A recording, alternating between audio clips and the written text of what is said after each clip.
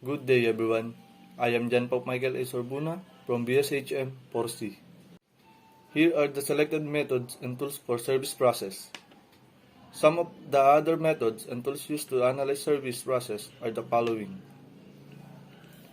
Affinity diagram. It is an analytical tool to gather and organize information from a significant amount of mixed data source from researches, insights, concepts, diagrams, brainstorm ideas, and designs. This method is employed to sort and bundle information into groups or based on the relationships. Obtain these connections and relationships provide deeper insights and new ideas. Brainstorming. It is a method to generate ideas from a group of people to solve a design problem. Under the direction of a facilitator, members of the group contribute ideas freely to cover as many areas as possible in search of best possible design. Raw ideas contributed by the participants are gathered and refined to determine solutions. Character profiles. These supplement the understanding and appreciation of designers by providing patterns or trends about service users. Knowing the profile would also help in justifying the innovations and improvements designed for the clients. Contextual interview. It refers to interview conducted in the natural environment where the service occurs. User journey map. It is a diagram that uses illustrations, photographs, and/or quotes challenge out the journey of the users through a service. It helps in identifying the key stage and touch points along the user service experience, what parts of the service work for the users and what parts need to improve. It is a useful technique to understand the motivation of customers in relation to their wants, needs, hesitations, and concerns. Cultural probes. These are also referred to as user diary. It provides a way gathering information about people and their activities and insights about the daily of communities.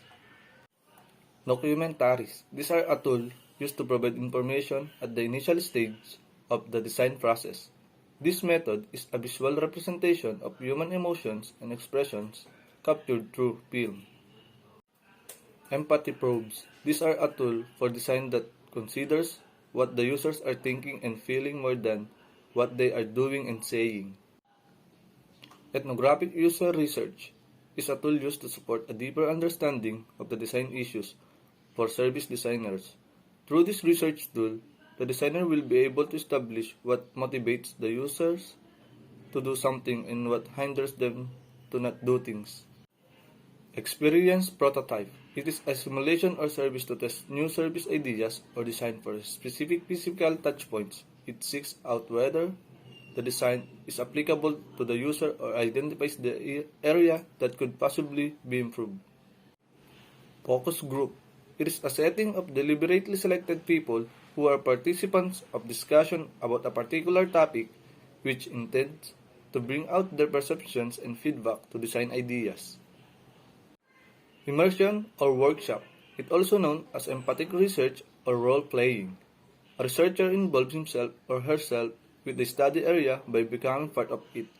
It is a good source of information since the designer will have an actual experience with regards to emotions and social interaction with the community. Observation. It is a method that can be used to identify problems when users are interacting with a product. Through observation, services can be evaluated and the user's experience can be determined to a certain level. Personas. These refer to fictional characters created as archetypes, not stereotypes, to represent types of users that avail of the services of products of companies. Personas are created to help understand the needs, behaviors, experience, and goals of users. Prototyping. This tool is used to examine the behavior and performance of a press design before it goes to production. The service is tested by observing the interaction of the user with a prototype of the service, making the venue, settings, and conditions when the service is actually rendered. The kinds of prototyping methods are the following. Sketches and diagrams. These are used to illustrate the ideas for discussion and analysis.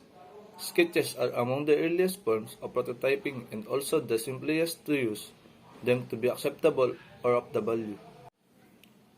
Storyboarding. This is a presentation of cases or prototype scenario using a series of drawings or pictures to visualize a sequence of events. Building blocks prototype. Beyond the idea of having fun with building blocks as a toy, the versatility and ability to stimulate creativeness has made this toy a valuable tool in the prototyping. Role play. This refers to acting out services situation where users interact with products or services. The implied condition clarifies the direction where the service design should take, that the service really exists, and then render a possible journey through its functionalities. Physical models. For design service that may require physical representation, mock-ups can be created for testing. Materials that can be used include paper, cardboard, wax, clay, and wood among others to build the models. User-driven prototype. This prototype method uses a unique approach in coming up with a service design. Instead of the designer conjuring a design for the service user, it is instead the user who will make a design.